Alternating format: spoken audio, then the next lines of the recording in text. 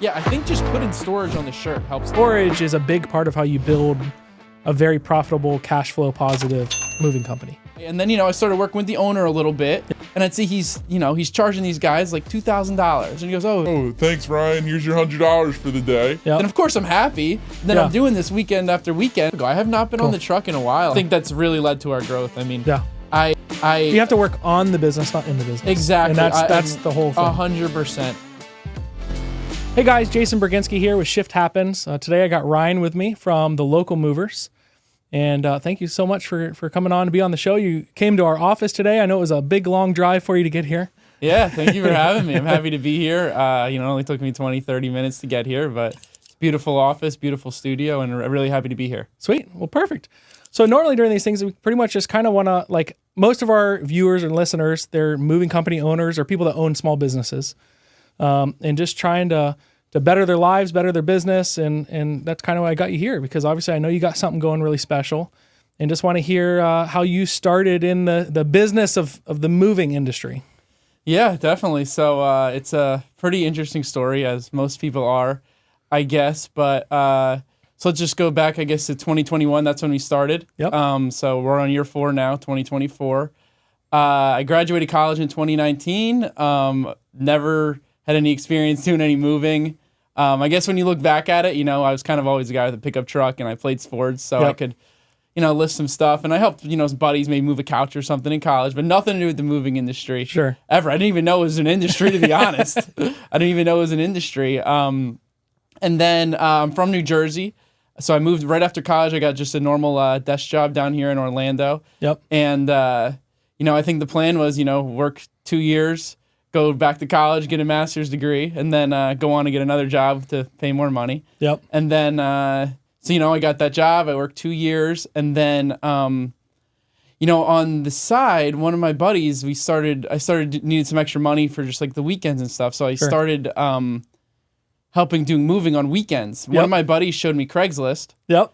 So I started on Craigslist. Just put an ad on there and people would call you? Or no, I would, that came after. First, I would work for somebody. I'd say, we need movers for the weekend, and then a couple local companies, would call me up and be like, hey, I need somebody to help unload a truck on Saturday. Yep. Can you help unload a truck Sunday? And then I just kept doing this like every weekend. I'd work, and then on the weekends, I'd go do moving, usually Saturday, Sunday, make $100. Yep. Have a good sweat. Yep. And then... And then really, I guess, how I still, once again, I never planned on getting into the moving industry until, I guess, first of all, the first day I started working for another local company here, actually. We were cool and everything. Yep. I still talk to him and stuff. The first time I ever get in a moving truck my whole life, I get into the truck. First, we're not meeting up at an office. So you're a helper or driver? Or you're just I'm a helper at that time? Yeah, I'm just a helper. So we're not even meeting up at an office. He gives me a location. It's like a gas station / storage unit, like a lot of companies are in the beginning. And so I get there. He's like, this is the guy you're going to be with today. Go have your day. And then I'm like, I'm just innocent 22-year-old. I get into the truck. Sure. And on the way to the job, they like light some weed. The movers did that? The drivers. Yeah. While I was driving? Yeah. And I was like, okay. And they're like, and I'm like, I don't do that, obviously. So I'm like, I don't want any of that. But we're driving to a client's house and they're smoking weed. And I'm like, okay, I guess this is normal in this industry. Oh my gosh. I guess this is normal in this industry. And then, I do the job. And once again, I'm just happy I made $100 that day. I got a sweat, some money to go out with my buddies at night. Yep. And then, I'm just doing this like every weekend. I loved it. I was making a couple $100 just on the weekends. And then, and it was a good workout. Yeah.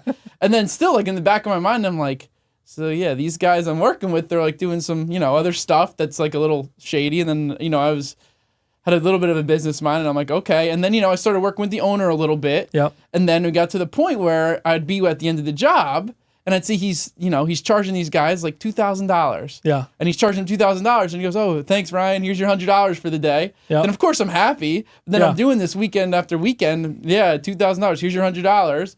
And then I was just like, and then the turning point was when I decided to start my own moving company was I'm helping this guy out on a Saturday, and I absolutely blew my back out. Yep. Yeah, if I pick up a mattress to go up the stairs, I totally yank my back out. And I mean, I couldn't walk for a week. It was bad. And, I can't do this for $15 an hour anymore. Yeah. I don't want to be a mover anymore, or I'm going to start my own moving business. Yeah. It's hard work. Yeah. So then, then I basically did what he did. I had no money. Yep. So I had $5. Yep. And I posted a $5 Craigslist ad.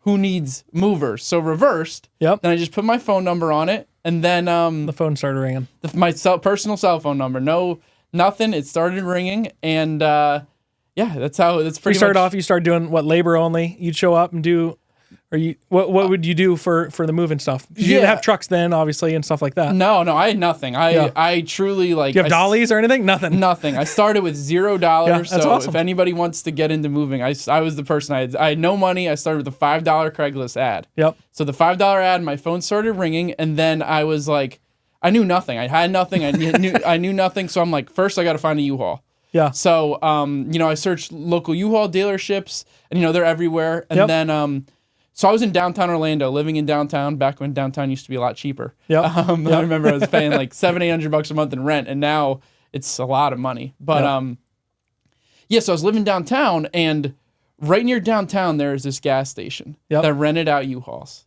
and this turned into the shop. This was there. This where your guys would meet in the morning. Yeah, and this me renting from this gas station turned into a shop for the year and a half. Yeah. So I always tell people out there, who are starting, definitely gas stations are a great place to start. Gas stations that rent U-Hauls and open early, they're a great resource. Yeah. If you got to go to the gas station anyway to fuel up, and your guys always want drinks and Gatorade and stuff before the morning. And if you can have your shop right there, especially starting off, that's awesome. It was perfect. It was a blessing in disguise. So we started off at this gas station. I rented a U-Haul from this guy. He had the dollies to rent. He had pads to buy. So he had everything. So I did the $5 Craigslist ad. I met this gas station owner who rented U-Haul trucks. I got the other equipment from him. And then I found a guy I did post a job ad on like Indeed or something. Because you need to find a couple guys to help. I need to find a couple. I just needed one guy. Yep. And I posted an Indeed job, and like the first guy that applied, he still works for me today. That's awesome. Yes. How many years ago was that now? So that was 3 years? 2021, so 3 years. So we're in year 4 now. So that's 2021, and he's still with us. That's awesome. And that's how we started. The Craigslist to renting the U-Haul at the gas station, and just building on that. Yep. And then, like I said, I live downtown. Yep. And so from the $5 Craigslist ad, then it was let's go to Staples and get business cards. It's only $25. Yep. Yeah. So that's it. We went to Staples. We got $25 worth of business cards. I don't know. You get 500 cards for that. Whatever. Yep.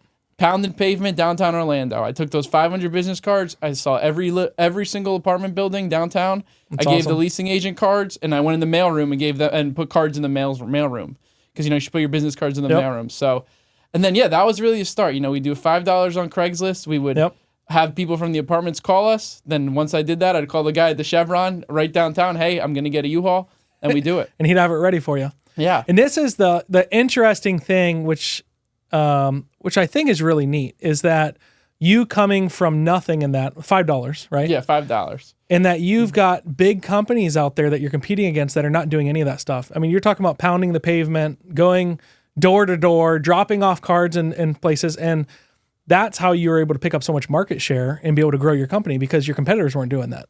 But you did it out of a necessity. You needed to do it because you need a business coming in, and that's awesome that you're able to grow from that. So you first started off, what was the name of your company when you first started, and how that kind of transitioned? Because you changed names, and I'm just curious how that went.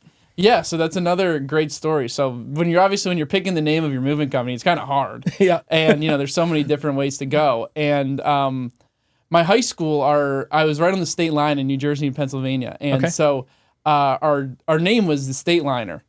So I named the company. I'm like, moving on the state line, going over state lines. Yep. That might be really cool someday. So let's do State Liner moving. Yep. So that's how it started out. And looking back on it, we don't do any out of state moving now. Yeah. So going back to, so we did Craigslist, and then we handed out every pound and pavement downtown Orlando. Like, it just 4 blocks. Yep. And those first couple months, I was really working really hard. Yeah.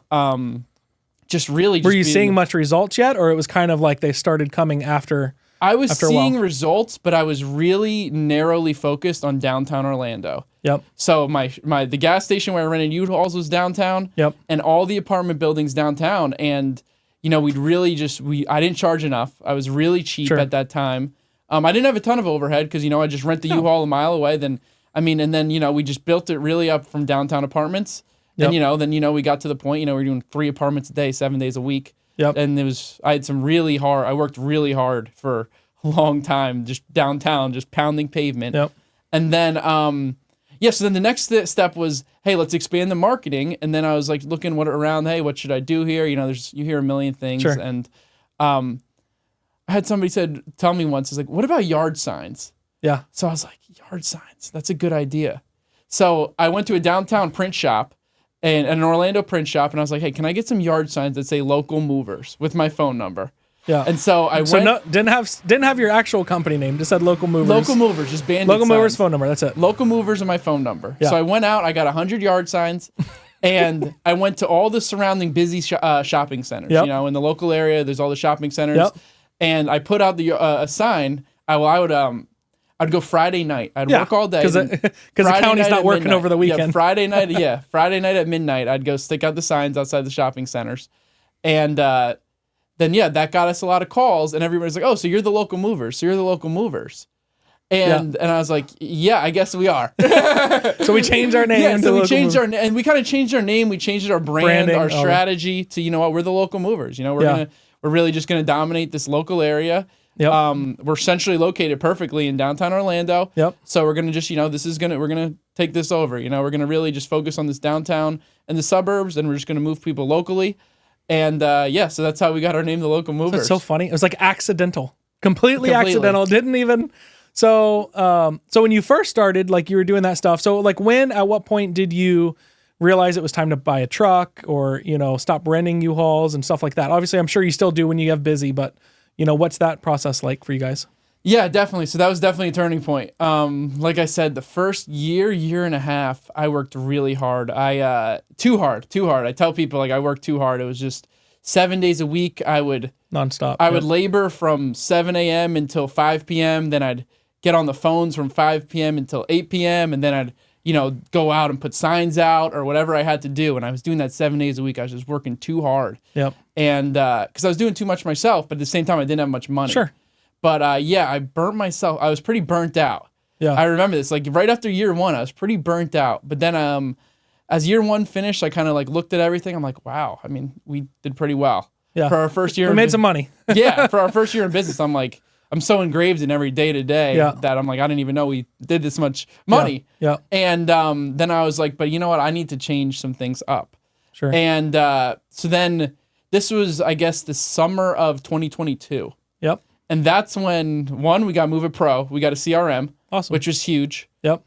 Game changing to have a CRM. I mean, I remember back to, what I would do is I'd go to the downtown Orlando library. Yep. And, there's a bunch of homeless people there. It's, it's right there on Central Avenue. Yep. And I would go just print out BOLs every day. Yep. And I'd just have them write their name, like a template BOL, and I've had people sign their names. Yep. So it was great to finally, that was like. Have something digital or something that's auto-made. Everything, yes. I mean, the CRM's everything. Yep. That's awesome. Yeah, thank you for that. Yeah, of course. Yeah, and so that's really, that summer, I got the CRM. Yep. I got the truck. I bought my first truck because, I was spending $30,000-$40,000 at U-Haul. Yeah. At the gas station, the guy. But it was a blessing. He was mad when you left him when you got your first truck. I actually didn't leave him right away. I parked my first truck at his gas station. Well, that was good. Yeah. So that summer, I got the CRM, I got the truck, and I hired my first assistant. That's awesome. And he's my operations manager. He's been with me 2 years. Yep. And he handles the day to day. So he's helping get the guys going in the morning, confirming guys. Yeah, he knows. He's basically shadowed me for 2 years, so he knows.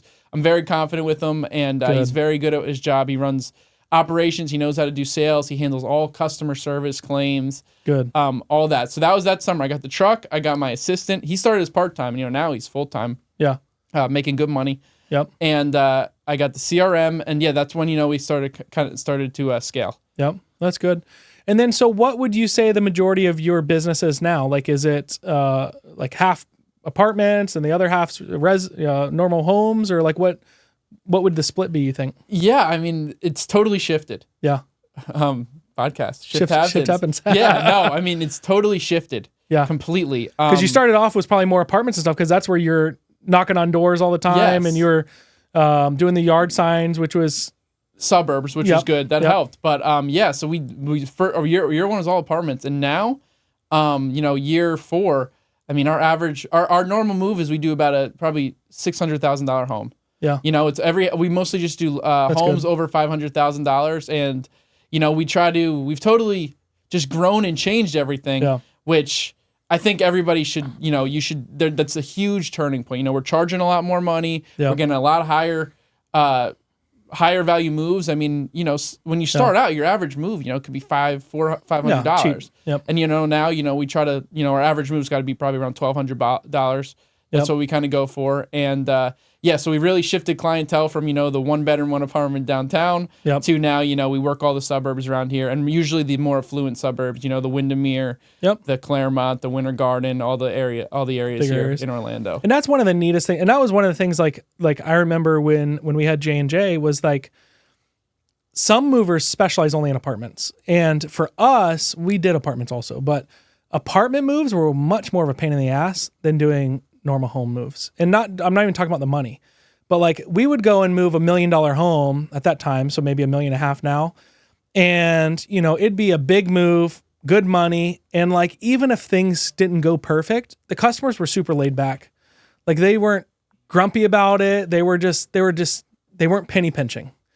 And then sometimes when we'd move like the apartments and stuff, like it was like the customers would be mad if the guys are taking a 5-minute break off the clock, like to take a drink. And it's like, why? Like these guys work so hard.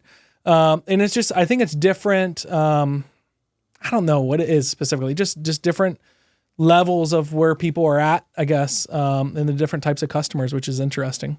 Yeah, definitely. I feel the same way. Apartment moves, I mean, I'm like, let's try to stay away from those. And the stairs, so many stairs and so many like hard access, hard to park the truck. Like, it's terrible. And they're usually way less money. But that's cool. Here's a word from one of our sponsors. Attention, moving company owners. Are you tired of managing your business with spreadsheets and pen and paper methods? Do you want to streamline your operations, increase your bookings, and look more professional to your customers? Then it's time to switch to MoveitPro software. Our cloud-based platform provides everything you need to manage your moving company in one place, from booking and dispatching to payment processing and customer communication. Plus, with features like GPS tracking, real-time notifications, and detailed reporting, you'll be able to optimize your operations and take your business to the next level. So what are you waiting for? Visit www.moveitpro.com to schedule a free demo today and see how we can help you move your business forward. So what, like how many for summertime, like obviously this past year has been a little different for the moving industry, but how many trucks were you running? Is it typically you're running one a day, you're running more? Where are you up to now at 4 years? So I guess we've been fortunate because very fortunate. I mean, I've heard that people have like said this past year's been tough, but I mean, we're growing fast. That's still good. Like we're growing. This was like our busiest winter ever. That's awesome. We're going again this year. We're at like 40% growth right now. Wow. For this year, and we're still growing very fast. We've been very fortunate with that. Yep. But when it comes to trucks, we run like probably 3-4 trucks a day. Yep. During these peak seasons, we only use 26 footers. That's another thing is, only use 26 footers. I got two myself, and then, right now we also, now I have an office and storage and warehouse. Yep. And we're actually perfectly located, literally right next to U-Haul. That's good.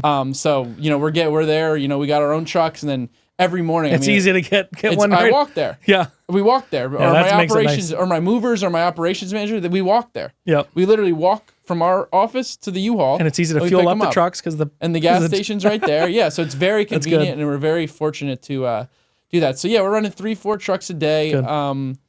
And yeah, just trying to keep everything smooth and organized. Yeah. And I think a big part of, so I will tell you, the majority of moving companies that we see, and we've got hundreds and hundreds that use MoveitPro, this past 12 months are down between 20 and 40%.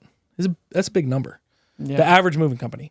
Now, it has to do with a few things. The main part on it is with the interest rate so high, a lot of people aren't wanting to buy homes or sell homes. And I think a really cool testament to what you've done is the reason you've been able, in my opinion, to be able to combat that is because of all of your legwork you've done that other guys aren't doing. You know, the other guys, and like to kind of go back, like a lot of moving companies opened during when COVID happened, right? Yeah. Which for the most part, when COVID happened, it was a pretty easy sell to open a moving company in the sense of like, if you started doing a little bit of stuff, you were getting business. Like it wasn't hard to find customers because interest rates were 2.9%. There were so many people moving. There wasn't as many movers. And so every moving company was really slammed. And then when the market started to turn, those people didn't have those customers. Like they didn't have all the things that they've done over that time. It's almost like cultivating your crop, right? So versus you, like the first year you're saying is going door to door, passing out all the business cards, doing the street signs, doing all that stuff. You probably really set up, which maybe you don't even realize, a foundation that then helped you get through the slow time of the moving industry, which is cool. And we're definitely coming out of it now. We've seen a ton of increase in our customers over the last few months. So that's exciting. That's where you're at and you've had growth. Yeah, definitely. Like I said, we've been fortunate. But yeah, I guess it comes back to, pounding pavement, doing a lot of guerrilla marketing, as they call it. And just working hard and taking everything one day at a time, 1 week at a time, 1 month at a time. Yep. And I'll tell you, some moving companies, and we were subject to this also when we had our moving company. I mean, we had been in business for 50 years. And it gets to a point, and this is a lot of moving companies, some big moving companies, a lot of big moving companies, where they get comfortable. And they get comfortable in the sense that they become order takers, waiting for the phone to ring. And that is a very dangerous slope, because when things get tough like this, you can wait around for that phone to ring, and if it doesn't ring, you have no business, versus what it seems like you've done is like if the phone's not ringing, you're going out and pounding the pavement and building what you got, which is cool. So tell me a little bit about some of the other marketing stuff you've done. Yeah, definitely. And just touching back on what you just said. Go ahead.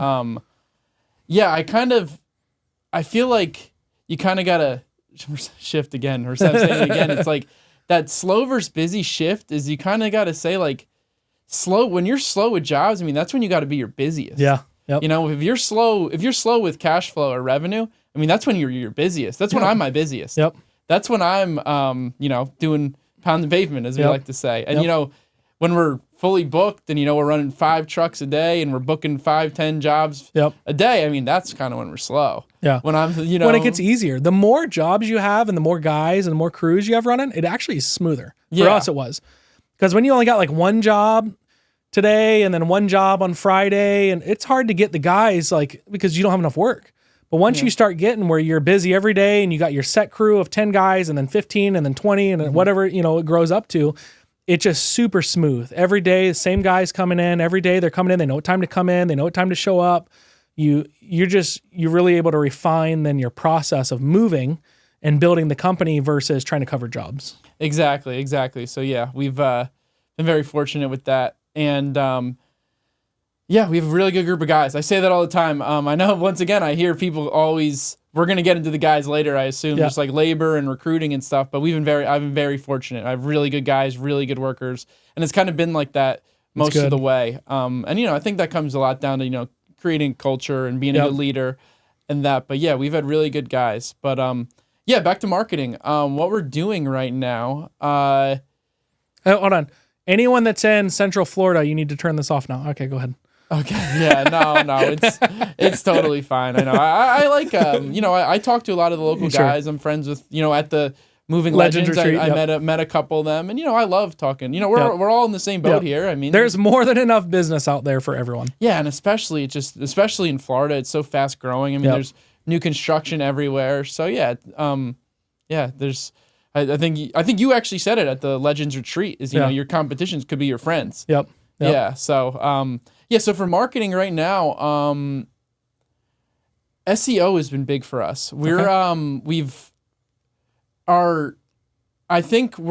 your name has a lot to do with it, probably. Yeah, our name, because people are Googling, if they Google local mover or local movers, which in their head, they're thinking, let me type in local movers and it's going to pull up a list. But your company name's Local Movers. What's your website? TheLocalMovers.com. TheLocalMovers.com. Yeah. So Google loves that. It's like, I found your result for you, which is good. Okay, so keep going. We've been very fortunate. I guess, yeah, the organic search on Google's kind of been really our good. main thing is our website, and then our Google profile is good. We have a lot of great reviews. I think we hit 400 5-star reviews now, or 5-star rated. That's awesome. So that's good, is having that 5-star rating. Yep. And I think another thing that is really good with your Google is that we're located centrally in downtown Orlando. Yep. Because, everybody around sees us because, we're really centrally located. So that's good. We're doing postcards still. Yep. We do postcards. Those are good. And, you get to target the higher value client with those. We're using Greg, of course. Sure. So USA Home Listings. USA so that's Home awesome. Listings Cool. with Greg. But you got to meet him in person at Legends too. Yeah, he came. He was one of the Legends. sponsors there, which is awesome. Yeah, really Super cool cool guy. guy. Yeah, Yep. super fun. Yep. Yeah. Really neat. So we're doing postcards, the SEO, the postcards, and you got to be careful with signs. I've learned that. I've gotten like a coding warning before. But we did Well, you put out a couple signs. You don't put your company name on it. Yeah, Then they don't know. No, yeah. Well, now your company name is the local. Now our Movers. company name is the Local Movers. But yeah, we put out we did one batch of signs Yep. in What do they do? They just call you, or early they May. they mail you? What did they do? You got fined, or what did they do? Oh no! Somebody called our phone in the morning. They're like, "Hey, we're looking for move-in estimate. What's the address of your building? Where are you guys located? Just know." And then the whole coding and cops showed up, and they gave us some warning. Cops showed up too. Well, they showed up in like a cop car.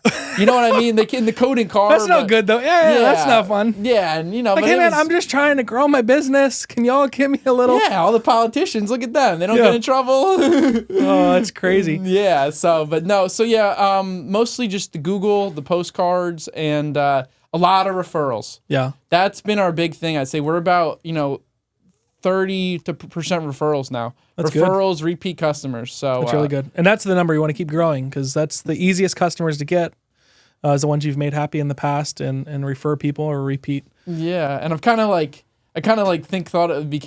came up with this funny slogan. It's like all the R's that you want. You want reviews, Yeah. you want to rank high. So reviews, ranking, repeat customers, referrals, those all bring revenue. Yeah, that's true. Yeah, so I kind of got those 5 R's. That's That is really what true. we're really focusing on. That's awesome. And is there other stuff you've tried for marketing and then you're like, oh, that didn't work, or wish we didn't waste money on that, or like, have you done pay-per-click? Have you done, I don't know, any other social stuff? I never wanted to pay for a lead. Yeah. I never, all the lead providers out Yep. there, they're all out there, and I'm sure people do great with them, but they sell them to 10 different moving companies. and Yeah, they're I've never gone down that avenue. So I never did that. Sure. But like I said, I started on Craigslist. I Yep. mean, I did Craigslist for a while. Yeah. So it's the marketing's just changed. Yep. Did Craigslist for a while. Then I've handed out a lot of brochures, a lot of business cards. Yep. Then the Google business profile has always been there, Yep. and that's been building and building just with time and reviews, and then that starts to rank. And then postcards we did, Yep. and that's been pretty much about it. I'm really tight on the numbers. Yep. I mean, that's kind of like my main thing is accounting and analysis. Yep. That's really what I spend most of my time on. So if I see something's not working, I mean, it's quick to turn Yeah. off. Yep. And no, not really. I can't say any ones that haven't good. worked. That's good. What, so you talked about reviews. So you got about 400 5-star reviews in 4 years. That's a lot. Yeah. Talk to me about that. How have you encouraged the guys to, obviously they must be promoting it at a certain extent, or what's your process of getting reviews and getting customers to actually do them? And obviously I'm sure you do a great job. So the big thing is just, a lot of moving companies struggle with getting customers to write the review only because they've just moved, everything's hectic, and now we want them to give us a review, hopefully. And usually you've done a great job always anyway, but what's kind of your process, or what do you think has allowed you to be successful other than doing a phenomenal job? Yeah. So that's, I like to say, we try to do a really good job, and we have really good movers. That's always, we have really good movers and we do a good job. But yeah, I have a couple guys who work for me. They're really good with the client. They really talk to the client throughout the move. They build really good relationships with the client. We always follow up after the move, say, hey, how was your job? If you don't mind leaving us a review. And then we do reward our movers. If they get a review written about them and their name's included, they get incentivized for that. That's cool. So after a move, so if I move with you today, I get called in a couple days, or what usually? Yeah, you'll get called.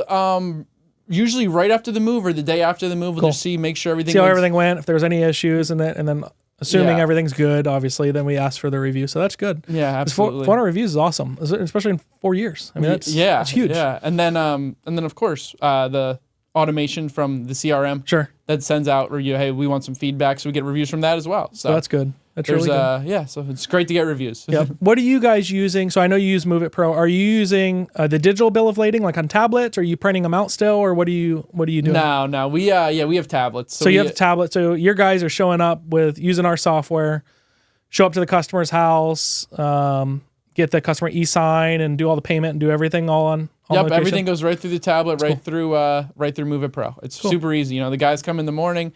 They get their tablet. They get their tablet. They get their keys to the truck. Yep. We make sure we got all the materials for the day, all the packing materials, all the equipment. Kind of do a run through, and then we get them out. That's good. Are you using the GPS tracking on there, or do you have your own, or what are you using? No, we don't use the GPS tracking on that. Obviously, we know. Sure. We see it on our computer where they're at based on that, but we don't use GPS tracking. So you through MoveitPro, you can see where they're at based on where the tablet is. Yeah, based on. So you use the GPS on that. Okay. Yeah, we so see where the tablet's at and where the truck. So obviously you can see if the truck's moving and all that stuff. So you use our GPS, but you don't have your own third-party GPS. No, we don't. Got it. But that's nice because even with the tablet one, because even when you're renting trucks and stuff like that, obviously the tablet's always with the driver. Should be. Always, always in the truck. And so in MoveitPro, you're able to see when the truck's started and moving, how long it's been sitting for. One of the neat things, which we didn't even have it when we used it for J&J Metro, but like being able to see where the truck is on there and then be able to click on it and see Street View, so you can actually see where the truck's at on Street View and stuff. So it's a lot of neat stuff that we've definitely developed over the years. So tell me what's one of the most interesting moves you've done? Oh man, or biggest moves, or one of the Yeah, I guess. That one's out of the blue, so you didn't have much time to think about that one, but go ahead. Yeah, no. Actually, I have a really cool story about this. Sure. So one of my friends, like one of my good friends, he's still my friend to this day. He referred me to one of his girlfriend's friends. Okay. So we moved his girlfriend's friend. This was 2-3 years ago. And we just did a small apartment move for her. When we were moving apartments, we moved her cheap. And now you're married to her. No. Okay. No. I have a beautiful girlfriend. Okay. Yeah. But so we moved her. Yep. And then we ended up. What she did is she was a nanny. Okay. In the most expensive neighborhood in Orlando. Oh, so you got to. So you think you're just going to a little apartment or something? Yeah. So we thought we were moving. Just this 25-year-old lady who needed help moving up. It was a third floor apartment. Third floor apartment. And she was the nanny of this client now we have who they live in the richest neighborhood in Orlando. Yep. We moved them from their $10 million house to their $20 million house they built. That's cool. Plus, they own a bunch of other houses in the neighborhood. Yep. And they're best friends with with one of the top brokers in Orlando. Yep. So that was that's just a bunch of referral business and repeat and stuff. Basically moving a friend's friend who turned out to be a nanny of a very affluent family who also knows a lot of affluent people. Yeah. I think that was a very interesting move. And, that was a $20-something million house we moved. So that's awesome. And then, full service too, packing. Oh, yeah. Packing, moving. They don't want to move anything. So that's definitely probably the coolest story I have is just that's cool. A friend of a friend being a nanny of the affluent. Yeah. And you never know what you're going to move. I mean, we did some interesting ones like that too. Like we got a call for delivering and setting up a huge mattress. And I don't remember, it was like some custom $50,000 mattress. Don't know who it's for. Don't know anything. Have to sign an NDA. And send our guys out there, and it's delivering to one of the Magic players. Oh, wow. In his penthouse, downtown Orlando. Oh, okay. But super cool. Like you do certain things like that, and it's like you don't even know what it's going to lead into until you show up, and similar to like that. Like you did that move, which is just a normal third floor apartment for you, and then turns into something that's, made tons of money. How long did it take to move that $20 million house? Or I guess it was $10 million going into $20 million, but yeah, but it was kind of a process because, like I said, they bought a house for their parents in the neighborhood as well. So we moved some stuff into their parents' $1 million house. Then we moved other stuff to the new construction. Then we had to store some stuff while they were finishing the construction. Yep. So I mean, this like it was it was a big. and we've done like multiple jobs for this family. That's cool. So I mean, we've done multiple jobs because they have multiple houses, and so it's just been multiple jobs on multiple days, and they're an awesome client. Yeah, we used to do, which was really neat, and we enjoyed doing it. We used to do all the moves for Morgan & Morgan. So his for John Morgan and then his kids, we've done a bunch of stuff for them, which is really neat. But cool. So tell me, guys, there's obviously you've talked a lot about that. You have a lot of guys that have been with you since almost the beginning, which is really awesome. And then kind of how many guys are you running now that are like your full-time normal guys that are there all the time? Obviously for jobs, but and then kind of what that process has been like as far as, do you got weed going out on the trucks also? Like when you first started, obviously not, but what your process has been like, obviously, because you've switched from being a helper at another company starting off to now you're the boss and you're the one running the crews and you're the one getting the guys out and you're the one that's quality control of making sure everyone is what you want it to be for the local movers. I think, we have really good guys. And like I said, they kind of been around a while. I guess when I look for guys, I look for everybody who I hire. One, they got to be experienced. Sure. I don't, we do training on the job pretty much. I mean, in our warehouse, we do some training, of course, but, I'm not spending resources to train guys who've never been movers. I'm not getting college kids who've never been experienced. Yep. Everybody I hire is experienced, and everybody I hire can pretty much drive. Yep. I got it, because, if a driver doesn't show up, you got to have another driver. Yep. And if he doesn't show up, you got to have another driver. So pretty much everybody's experienced, in their 30s, can drive. Yep. And, so it's really worked out well for us. And, we're quick to fire if we find somebody. I mean, we have no problem not calling them back the next day. Yeah. And, we treat our guys really well. In our warehouse, we have a big fridge. I always fill it up with water, snacks. Then, on like a Friday or Saturday after work, I'll put a case of beer in there for them. Sure. And, so, they, and they're all friends too. They love coming to work. Yep. And, I guess just another tip for people who are having trouble finding movers, I think you got to know where to find them. Yeah. I mean, for us, if we're speaking here, we're probably not going to find movers in Windermere. We're probably not going to find movers in Heathrow. Yep. We got a target where you're going to look for your movers in those areas where, there's probably less college graduates. Sure. And that's where you kind of got to look for your movers. Yep. And that's, and I think that's very true. And that was part of, I think, a lot of our success with J&J is, so we were Orlando address also. We were right outside Eatonville. Mm-hmm. Eatonville, which is a really nice area now. They've actually redeveloped it and put in all these luxury apartments and all that stuff. But it was a very rougher area for when we ran J&J. And the only reason that matters is the moving industry is a hard industry. You're not typically going to get guys that are going to want to be okay going out on trucks, running third floor apartments and doing all that are college graduates. Case in point, you. Yeah. You went out and did it and you're like, dude, I'm either opening my own company or I'm never doing this again. Like I hurt my back, right? Yeah. And so you end up getting these guys that are super hardworking and stuff, and they end up making a career out of becoming a mover. And that doesn't mean anything bad about them. They are awesome, hardworking guys. But I think I agree with you in the sense that that's where you're finding them is in the suburbs and in the, areas like that are not in the super richy areas. So that's cool.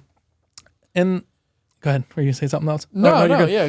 Yep. So obviously so tell me a little bit about your shop and stuff. Now you mentioned you got some storage stuff.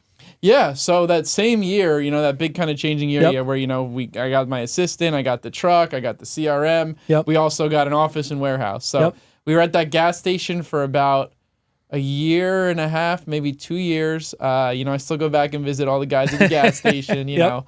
They're always like, oh, I'll get a free soda or whatever when I come back there because, but for that transition period when I got the truck, I was parking the truck at the gas station, which is perfect because that gas station was right on the way into downtown Orlando. So everybody who drove by, after 5 p.m., they'd see the truck, the wrap truck, and they'd call our number. But then I was like, hey, we want to grow, we want to scale. We wanted an office because at that time I was I was kind of working at the gas station a little bit, and I wasn't working at the gas station, but, I was hanging out at the gas station, waiting for the guys to come in and out. Yep. And then my apartment downtown was right down the block. So, I'd let the guys out in the morning. I'd go to my apartment, work from the apartment. I was like, I can't be doing this anymore. Yep. So then, so then we moved. I looked for small warehouses. We just got a small warehouse. I got like 11 storage units. That's it. Yep. They're small, but that helps. Oh yeah. Just the storage. If you just have it, it really increases revenue. Just you got some parking for the trucks now, and we park our trucks there. The guys park there. My assistant works out of there. We got a little office space. Desk, bathroom,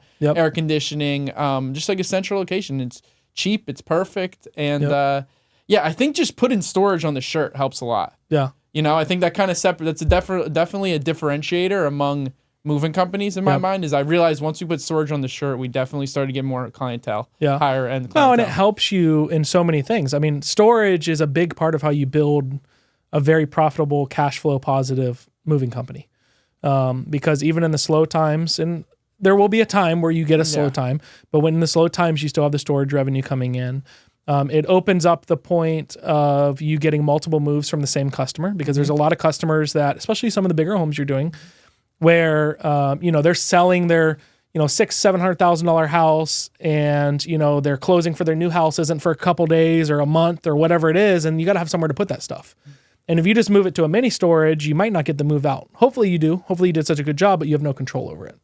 Versus if it moves to your possession, you have it, then that's how that goes and helps you. So that's good. So when you think back now to your path of becoming the owner of a moving company, because you mentioned in the very beginning you never planned on this. What was the plans before opening a moving company? What was your goals? What did you want to do?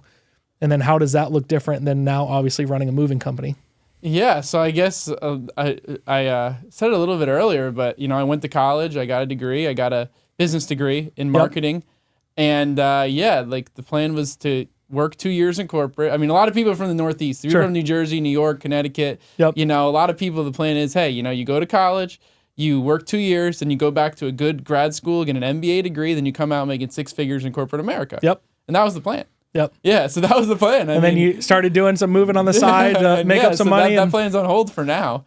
Yeah. I think you're building something really good, which is awesome. Yeah. So that was the original kind of plan. Is I had a job down here. It was just very entry level, and I was actually, before I even got into moving, I was already applying for grad schools. I took the GMAT to go to grad school, and that's when I was moving on the weekends, and then it just total change of plans from going I start making some money here. Yeah, it's so the grad school went on hold, and now obviously it's that's not going to happen. Yep, well that's cool. Here's a word from one of our sponsors. Running a moving company can be a challenge, especially when it comes to staffing during peak seasons.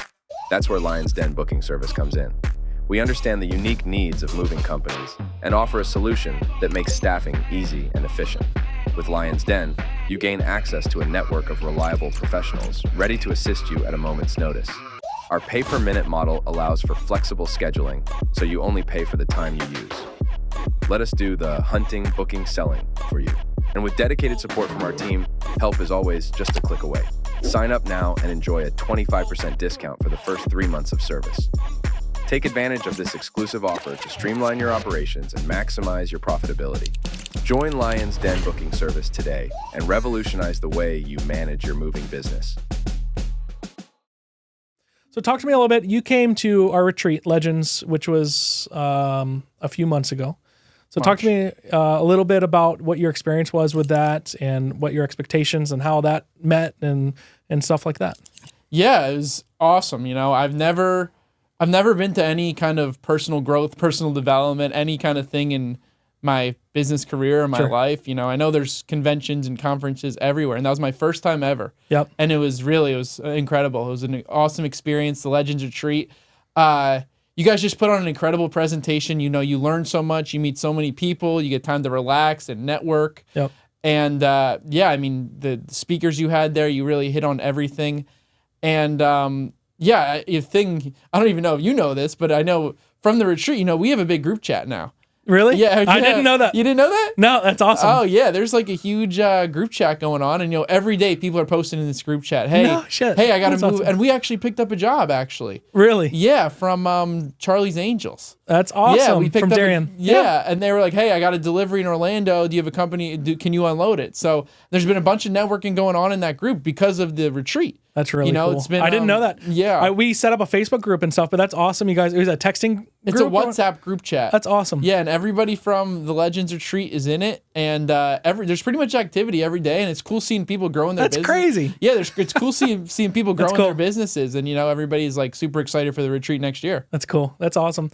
Yeah, that's actually really cool. Yeah, all the feedback know we that? got was I had no idea. So that's really cool. We've gotten so here's the thing, and so some of the people have watched this before, I've talked about it, but the Legends Retreat started off not necessarily. We didn't know if we were going to always do it. So we started doing workshops here in our office, and which were super casual. We'd get 10 to 15 moving company owners to come here, which a lot of them would fly in, and they would they'd be in a classroom in our conference room here in our corporate office for 2 days. We'd provide lunch and whatever, and they'd pay to come. And we just two things. One, they would be able to network with other moving company owners, which that I think in itself is very valuable. But then two was that, obviously, I and my father and the people that we bring in to speak have a decent amount of experience in the moving industry. We don't know everything. Obviously, everything's always changing, but we know quite a bit because we've lived it. Just like you now, quite a bit about the moving industry because you've been in it for 4 years. You've experienced how to grow, and if someone was asking you right now, if I want to start a moving company, what would I do? You'd tell him what to do because you've done it, right? And so we had a lot of success with that, and where people were like, "Well, are you guys ought to do a retreat on a cruise or do something?" So I'm like, "All right, well, what can we do?" So that house, which is Mansion, yeah. I mean, that was a mansion. That was a mansion. 28,000 square feet, 16 suites, Bowling alley, pool. I don't know, 4 kitchens, a theater that seats, I think we had almost 40 people in there. Yeah, 50 people. So super, just awesome. So we got that, which that place was a lot of money to rent. So we're renting it for 3 days. I think it was $25,000 for 3 days. So I'm like, oh shit, I hope we can sell tickets. Yeah. Because the neat thing is, originally what our goal was to only sell 15 of the suites. There were 16. So my wife and I would stay in one and we'd sell 15, and then that should cover the costs. We should break even. So we ended up, we're like, well, what are we going to price it at? So we just came up with a number. If we sell all the rooms, this is how much to break even. So we ended up selling all the tickets for that one in a month and a half, which we didn't think was going to happen. And then that was only 15 people though, right? So then we're like, well, the theater seats 40. We could bring more people, even if they don't stay there, but there's going to be some local people, which I think you were one of them, right? That was able to came with a day pass, but day pass meant you could come every day. Yeah. But because you were local, that made sense. You didn't need to stay there. But you still were able to do bowling and do all the stuff, right? Yeah. So we ended up listing those, and then they sold out. And so what that tells us, and the whole thing is we didn't make a ton of money on it. When we do those events, our goal is not to make a ton of money. Our goal is to cover our costs, cover payroll, and bring a place for moving company owners to come together. There's other retreats out there that, for a day pass, they're charging $4,000 to come to them. And, don't get me wrong, everyone's in business to make money. That's just, these retreats are not how we're trying to make money. We make money with our software. We make money with Lion's Den. Our goal is to be able to make it affordable for moving company owners to be able to come and network and be together. And we feel, on a company standpoint, by us doing that, we'll be rewarded as time goes on, because obviously we're going to create relationships and stuff like that, right? So anyways, at the retreat, we're like, man, I don't know if we're going to do next year. And I talked about this on another podcast, but at the retreat, this was the first day. I'm like, we hadn't rented the next mansion yet. We hadn't done anything. I said, this was a lot of work. It was a lot for our team. All the catering we had coming in, all the presentations, the speakers, the setup, it was a lot. And I just said, I don't know if we're going to do it again. And so as we're there, I think after the first day, everyone's like, well, not everyone, but there were several people who were like, well, how do we get our tickets for next year? I'm like, oh shit, that means we have to do it next year. So we ended up creating order forms, and I think we sold, I don't know, 15 or 16 tickets for next year, half of which are staying in the mansion, the other half are day pass because they're local or whatnot, anyway, it's just cool to have been able to create something like that the moving industry doesn't necessarily have. Like when, to give you an idea, like, so you're newer in the industry, but like when I was, like, say my dad, which was one of the speakers at Legends, but when he first started, there was no one to talk to.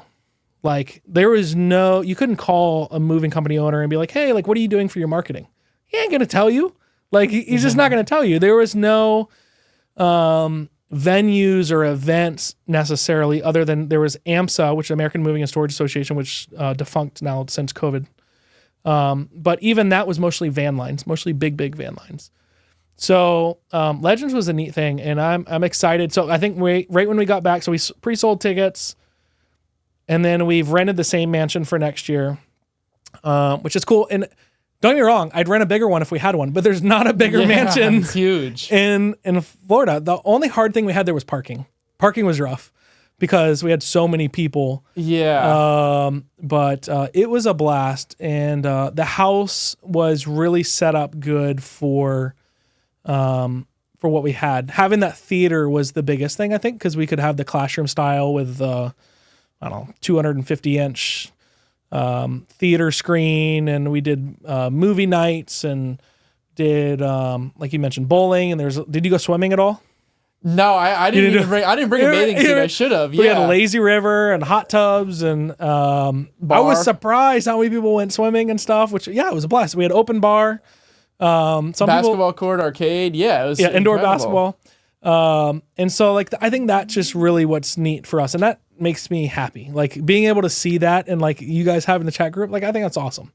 And to add a couple of things onto what you just said, I'm sorry for interrupting. No, you're fine. But just back onto the Legends retreat. One is like kind of what you said about your dad. That first year I was in business, I didn't know anything about coaching, or I didn't have any help. Yeah. I had no money, I had no coaching, I had no direction. Yep. I just had to figure it out, and it was really, really, really hard. Yep. So if I could go back, the first thing I would get is a CRM, and I'd look for coaching, and I'd look for people to connect with in the industry, because that really, that would have saved me a lot of pain and struggle of just that come up is, I didn't know people, there were those conventions or events or the CRM. I knew nothing about that. So, and then the second thing is at the Legends retreat, I thought it was awesome also how you had different moving companies first of all, from all over the country. Yep. And all different stages of growth. Yeah. You had the labor only guy. Yep. Labor only guy just trying to start up, and then you had the big franchises, multiple locations people, and I think it was just awesome to be able to gel with those types of people, because you can learn from all different types of movement companies. And you're in the same, and that's a huge point, because where else are you going to go even saying your business now. So your business being a 4-truck business, which is exceptional, but being able to go and sit down and have a beer with someone that's running 25 trucks. Yeah. And obviously the difference of a 4-truck to a 25 truck is huge. And you being able to be like, man, how do I get there? What do I do? Like, that's huge. Where else can you go and do that? You can't call them on the phone. You can't. And now you guys having this chat and being able to do that, which is awesome. So that's really cool. What, and that was the other thing I was going to bring up, was like part of why we do these things too is, and you kind of hit it, but in any industry, what you don't know, you don't know. And so like when you first started off, there were so many things you didn't know that you didn't even know you didn't know. Exactly. Like I didn't know about a CRM, but I didn't know what CRM to get, but I didn't even know there was a CRM. I didn't even know what a CRM did. So until you start being able to do the personal growth or your business growth and being able to talk to other people in the industry and just in business in general, I think is really valuable. And I think that's one of the exciting things that we do. So you're coming for next year? Yeah, definitely. Already be awesome. In there end of March. That's awesome. That's cool. So we're super excited for that. And our goal is to have a couple more good speakers coming in. And so that's cool. Might need a bigger theater. We might need a bigger theater. The problem, there's not a bigger house with a theater.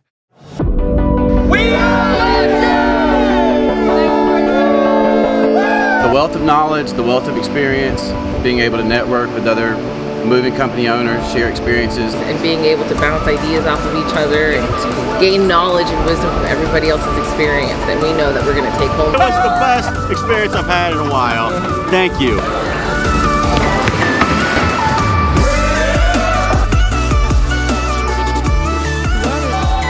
I think the number one thing I learned was just even more revenue streams you can get.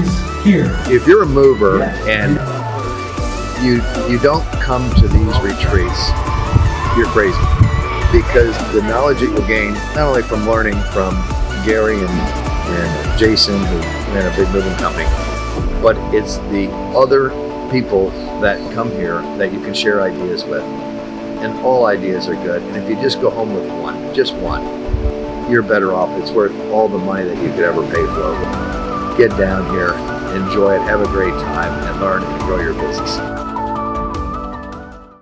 What I loved about the Legends was the intimacy sense of everyone hanging out in the mansion. So everyone had their own suites and this, that, and the other, but like the difference of being able to sit around, the coffee table and shoot the shit and talking, or hang out at the pool, and it's like it's only movers here. I think it was cool. You know what I mean? And the camaraderie that came from that. I mean, we did the everyone said we are legends out by the pool and stuff was super cool. Like just really cool things that was like very intimate in the sense of like it was only us movers there. It was only, you know what I mean? Like we're all there for the same thing, to build our business and build our brand and companies and stuff. And I think it was really cool. It's hard to get in other places. Like it's hard to get, like if we did it all in a huge convention center or something, because as soon as the convention's over, everyone's, they disappear. You know what I mean? Yeah. And this place, don't get me wrong, if you were annoyed with someone, which I don't think happened, but if you were annoyed with someone, the house is so big. What, 4 stories counting the basement, which the basement was gigantic with that was the full bar and the bowling alley and basketball courts and arcade rooms and stuff. But yeah, so that was cool. So tell me what's next for you guys? Like what's your plans with the local movers? Where are you planning on going? Where are you planning on taking it to? And how do you see the future? Yeah. So, we really just take everything day by day, month by month. I think, we're going into June. I mean, really all of our focus right now, it's like, this is probably going to be our biggest June. Covering jobs. It's going to be our biggest June ever. I mean, like I said, so all of our focus right now is on June. We got to have a really good summer, have a good June. We're always recruiting, hiring, making sure everything's just dialed and smooth. So, I recently started a cleaning company. Cool. The local cleaners. That's awesome. It's just a little side thing, but, we're doing move in, move out cleans as well. So, that's good. Trying to just be more full service. We're going to packing, moving, move in, move out clean, storage. So, we have a lot of customers that use MoveitPro that also do cleaning stuff, which is interesting. I mean, they can feed each other, which is very cool. Yeah, so we're getting that rolling, and then just trying to have the best summer we can have, and that's good. What so when you're like for a typical time, like how often are you out on the truck still some, or what jobs are you going out on, or are you overseeing mostly? What's that look like in your current state? I completely oversee everything now. I think I did enough time on the truck. I did a lot of truck, and I've really tried to delegate everything, operations, sales, customer service. I delegate all that. I try to not get too involved in that. Obviously, I'm overseeing everything. Sure. But accounting and analysis. I think that's your really strong point. So that's my strong point. And enjoy the numbers. Too. Yeah, and I think it's not talked about enough. Yeah. I was happy at the Legends. I'm happy you did talk about it briefly, but I think, everybody's always talking about marketing, sales. Yep. But, I think, you really got to know your numbers. Yep.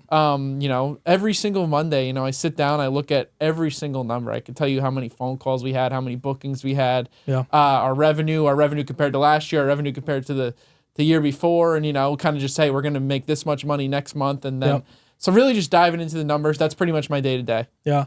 And I think that's, we've talked about a lot of things that are part of your success, but that's a big part of your success because you're easily able to see when you're about to have a bad month or you don't have enough jobs coming in or you don't have enough phone calls coming in that you go, I need to go out and do something. I need to go out and pass out more stuff. We need to put signs out. We need whatever it is.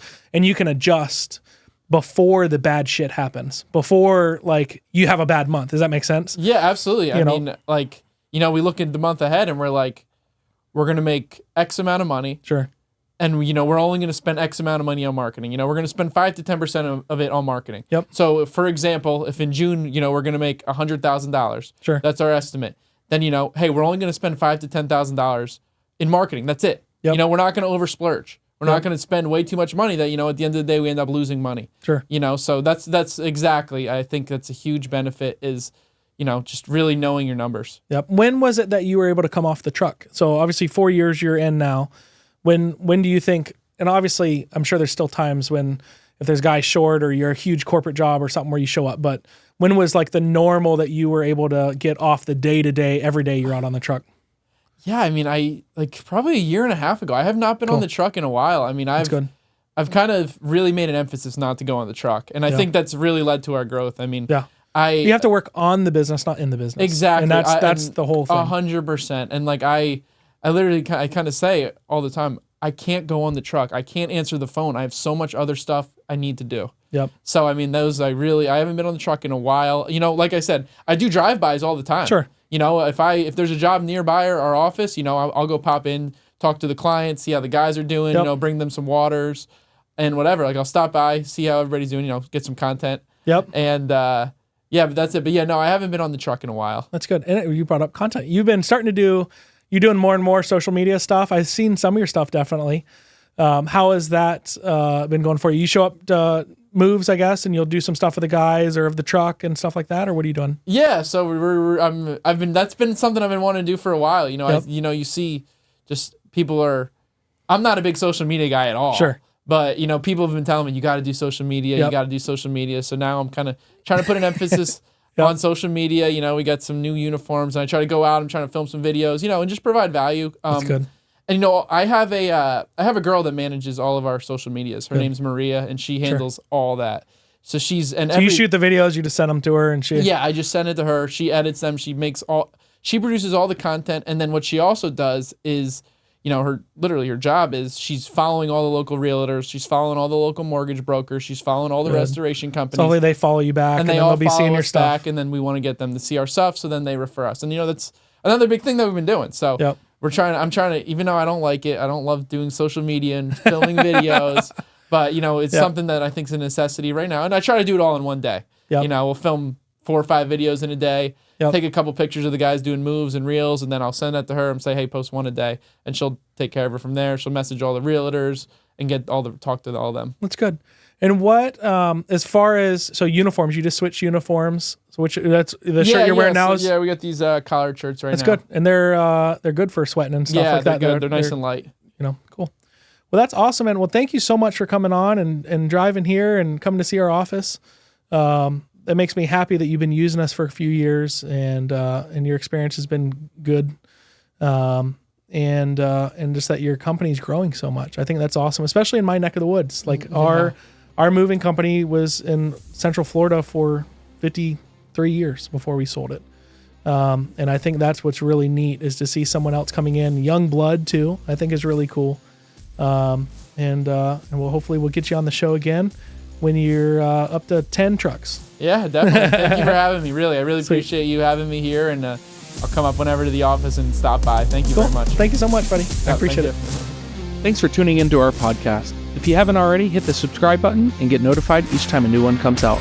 We'll see you next time.